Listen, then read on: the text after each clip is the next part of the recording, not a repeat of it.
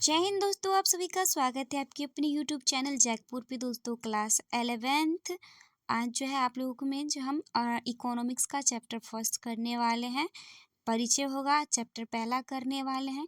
तो दोस्तों आपका जो है आज से इकोनॉमिक्स स्टार्ट हो रहा है और आपको मैं जितना भी क्वेश्चन कराती हूँ, जितने भी वीडियो में, वो सारे आपके एग्जाम के पॉइंट ऑफ व्यू से मोस्ट इंपॉर्टेंट क्वेश्चन है। तो आज के चैप्टर फर्स्ट में टोटल आपका देख सकते हैं यहाँ पे 33 क्वेश्चन है। तो टोटल हम 33 क्वेश्चन करने वाले हैं। एक तरह से समझिए आपका टेस्ट है, समझिए आपका एग्ज़ाम ही चल रहा है। तो कितने प्रश्न सही होते हैं वो आप अपना गिनकर जो है लास्ट में कमेंट में बताइएगा। तो चलिए देखते हैं। एक सेकेंड, पहला प्रश्न है हमारा कि किसने कहा है कि अर्थशास्त्र जीवन के सामान्य कारोबार के संदर्भ में मनुष्य के अध्ययन से संबंधित है? एडम स्मिथ, एल्फ्रेड मार्शल, सैम्यूअल्सन या रॉबिन्सन? तो किसने कहा है? तो एल्फ्रेड मार्शल के द्वारा यह कहा गया है। अगला प्रश्न देखते हैं। नेक्स्ट क्वेश्चन है हमारा कि अपनी विभिन्न आवश्यकताओं की पूर्ति करने हेतु किया जाने वाला क्रय कहलाता है? उत्पादन, उपभोग, वितरण या विनिमय? तो उपभोग कहलाता है। क्या कहलाता है? उपभोग। अपनी आवश्यकताओं की पूर्ति हेतु किया जाने वाला क्रय क्या कहलाता है? उपभोग। अगला प्रश्न है, जब व्यक्ति वस्तुएं खरीदते हैं तब ये कहलाते हैं? उत्पादक, विक्रेता, उपभोक्ता या विनिमयकर्ता? तो जब वस्तु खरीदते हैं तो क्या कहलाते हैं? उपभोक्ता। Option C. अगला प्रश्न है, बाजार में विक्रय हेतु वस्तुओं का विनिर्माण सामान्यतः कहलाते हैं? उत्पादन, विनिमय, उपभोग या वितरण? तो बाजार में विक्रय हेतु वस्तुओं का जो विनिर्माण सामान्यतः क्या कहलाता है? उत्पादन। Option A is the correct answer हो जाएगा। अगला प्रश्न देखते हैं डियर फ्रेंड्स। अगला प्रश्न है, कोई किसान गेहूं उपजाता है या यहाँ किसान है? एक उपभोक्ता, एक उत्पादक, एक वितरणकर्ता या एक विनिमयकर्ता? तो कोई किसान गेहूं उपजाता है, यहाँ पे किसान क्या है? तो एक उत्पादक है। Option B is the correct answer हो जाएगा। अगला प्रश्न है, श्याम गेहूं से आटा का विनिर्माण करता है, यहाँ श्याम क्या है? उत्पादक, उपभोक्ता, वितरणकर्ता या विनिमयकर्ता? तो गेहूं से आटा का निर्माण करता है, तो ये हो जाएगा एक उत्पादक। क्या हो जाएगा? उत्पादक। Option A. अगला प्रश्न है, जब व्यक्ति स्वयं के लाभ के लिए वस्तुएं बेचते हैं तब वे कहलाते उत्पादक, विक्रेता, उपभोक्ता या विनिमयकर्ता? तो जो बेचते हैं सामान वे क्या कहलाते? विक्रेता। Option B is the correct answer हो जाएगा। अगला प्रश्न है, वैसी क्रियाएं जो धन प्राप्त करने के उद्देश्य से की जाती है कहलाती है? असामान्य क्रिया, आर्थिक क्रिया, गैर आर्थिक क्रिया, विनिमय क्रिया? तो ऐसी क्रिया जो धन प्राप्त करने के उद्देश्य से की जाती है वे कहलाती है आर्थिक क्रिया। Option B is the correct answer हो जाएगा। अगला प्रश्न है, हमारी आवश्यकताएं या इच्छाएं सामान्यतः होती हैं सीमित, अधिक, असीमित या अत्यधिक? तो हमारी इच्छाएं जो होती है वो असीमित होती है। ऑप्शन सी, जिसका कोई लिमिट नहीं होता है। अगला प्रश्न है, हमारी आवश्यकताओं की पूर्ति के साधन सामान्यतः होते हैं अधिक, अत्यधिक, सीमित या असीमित? तो हमारी इच्छाएं तो असीमित होती हैं लेकिन उसकी सामान्यतः पूर्ति क्या होती है? तो वो सीमित होती है। Option C. अगला प्रश्न है, चयन की समस्या सामान्यतः एक सामान्य समस्या, आर्थिक समस्या, अनार्थिक समस्या, काल्पनिक समस्या? तो चयन की समस्या जो है वो एक आर्थिक समस्या है। Option B. अगला प्रश्न है, सामान्यतः आर्थिक समस्या की जड़ है इच्छाएं, प्रचुरता, अभाव या अज्ञानता? तो सामान्यतः आर्थिक समस्या की जो जड़ होती है वो अभाव होता है। क्या होता है? अभाव।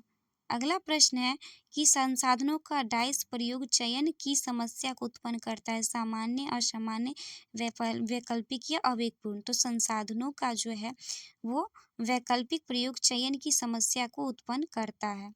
अगला प्रश्न है, विभिन्न प्रकार के आर्थिक क्रियाकलापों में संलग्न मनुष्य का अध्ययन वाणिज्य, गणित, अर्थशास्त्र या सांख्यिकी? तो विभिन्न प्रकार के आर्थिक क्रियाकलापों में संलग्न मनुष्यों का जो अध्ययन कहलाता है वो क्या कहलाता है? अर्थशास्त्र। ऑप्शन सी।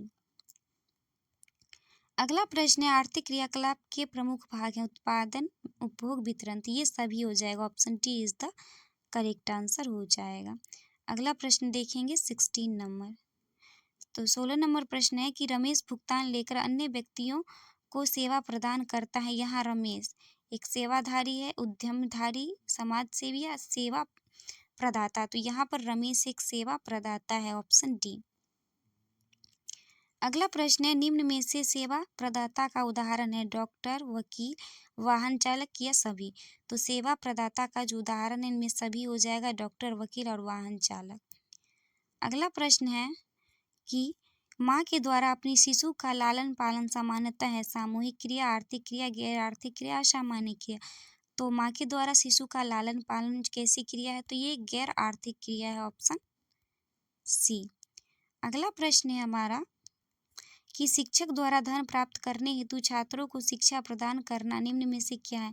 असामान्य क्रिया, सामाजिक क्रिया, आर्थिक क्रिया, गैर आर्थिक क्रिया। तो शिक्षक द्वारा धन प्राप्त करने हेतु छात्रों को शिक्षा प्रदान करना यह एक आर्थिक क्रिया है। क्या है? आर्थिक क्रिया, ऑप्शन सी। अगला प्रश्न है, निम्न में से मनुष्य के आम जीवन के कारोबार को प्रभावित करते हैं? सुनामी, भूकंप, कोविड। इनमें से सभी हो जाएगा, सभी जो है आम जीवन को और कारोबार को प्रभावित करते हैं। अगला प्रश्न है, अर्थशास्त्र का पिता किन्हें माना जाता है? रॉबिन्सन, अल्फ्रेड मार्शल, सैमुअल लेंशन या एडम स्मिथ। तो अर्थशास्त्र का जो पिता है वो एडम स्मिथ को माना जाता है। अगला प्रश्न है, अर्थशास्त्र नामक पुस्तक किसकी रचना है? एडम स्मिथ, चाणक्य, सैमुअल या अल्फ्रेड मार्शल। तो अर्थशास्त्र नामक पुस्तक की जो रचना है वो किनका है? तो इसका करेक्ट आंसर हो जाएगा चाणक्य, जिसका संबंध है वो राजनीति से है, न कि आर्थिक क्रिया से। अगला प्रश्न है, वेल्थ ऑफ नेशन नामक पुस्तक किसकी रचना है? Alfred Marshall, Chanakya, Adam Smith या सैमुअलसन। तो वेल्थ ऑफ नेशन के जो पुस्तक की रचना है वो एडम स्मिथ के द्वारा किया गया, जिन्हें हम अर्थशास्त्र का पिता भी कहते हैं। अगला प्रश्न है, राष्ट्रों की संपत्ति की प्रकृति एवं कारणों की खोज नामक शीर्षक किसकी रचना है? अल्फ्रेड मार्शल, पीगू, सैमुअलसन या एडम स्मिथ। तो राष्ट्रों की संपत्ति की प्रकृति एवं कारणों की खोज जो रचना मतलब पुस्तक है, इस शीर्षक की जो रचना है वो किसके द्वारा किया गया है? तो एडम स्मिथ के द्वारा, ऑप्शन डी। अगला प्रश्न है, अर्थशास्त्र के मूल में है इच्छाएं, चयन, दुर्लभता, बी और सी दोनों। तो 25 का आंसर हमारा हो जाएगा ऑप्शन डी, बी और सी, यानी कि चयन और दुर्लभता अर्थशास्त्र के मूल में है। अगला प्रश्न है, अर्थशास्त्र का धन संबंधी दृष्टिकोण किसने प्रस्तुत किया? रॉबिन्सन ने, अल्फ्रेड मार्शल ने, सैमुअलसन ने, एडम स्मिथ ने। तो अर्थशास्त्र का धन संबंधी दृष्टिकोण जो प्रस्तुत किया गया था एडम स्मिथ के द्वारा, ऑप्शन डी। अगला प्रश्न है हमारा, अर्थशास्त्र जीवन के सामान्य कारोबार के संदर्भ में मनुष्य के किसी कार्य के अध्ययन से संबंधित है? तो सामान्य कार्य, सामाजिक कार्य, आर्थिक या गैर आर्थिक। तो ये किससे संबंधित है? आर्थिक कार्य, ऑप्शन सी। अगला प्रश्न है हमारा कि सांख्यिकी का कार्य निम्न में से कौन सा नहीं है? तो इसमें से कौन सा नहीं है? तो संख्याओं का अमूर्तता नहीं है, बाकी संख्याओं का संकलन, संख्याओं का वर्गीकरण, संख्याओं का विशेषण, ये तीनों है, जिसका आंसर हो जाएगा डी। अगला प्रश्न है, श्याम हंसुआ का विनिर्माण बिक्री के उद्देश्य से करता है? यहाँ श्याम क्या है? तो श्याम हंसुआ का निर्माण करता है, यहाँ श्याम एक उत्पादक है, ऑप्शन सी। अगला प्रश्न है, हमारे दैनिक बोलचाल की भाषा में सांख्यिकी शब्द का प्रयोग दो भिन्न अर्थों में होता है। तो सांख्यिकी शब्द का प्रयोग दो भिन्न अर्थों में होता है, तो एक वचन और बहुवचन, ऑप्शन डी। अगला प्रश्न है कि एक वचन के रूप में सांख्यिकी का तात्पर्य है।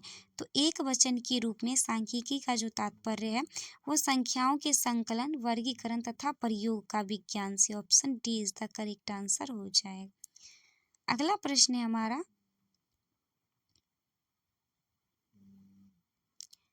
कि बहुवचन के रूप में सांख्यिकी का तात्पर्य क्या है? तो बहुवचन के रूप में सांख्यिकी का तात्पर्य व्यवस्थित रूप से संग्रहित संख्यात्मक तथ्यों से, option D is the correct answer हो जाएगा।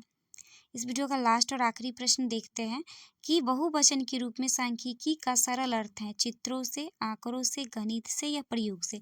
तो बहुवचन के रूप में सांख्यिकी का जो सरल अर्थ है वो आंकड़ों से, option B is the correct answer हो जाएगा। दोस्तों ज़रूर बताइएगा कि आपका 33 में से जो है कितना नंबर आए हैं, कमेंट में ज़रूर बताइएगा। वीडियो पसंद आए तो वीडियो को लाइक, चैनल को सब्सक्राइब जरूर कर लीजिएगा। Thanks for watching the video.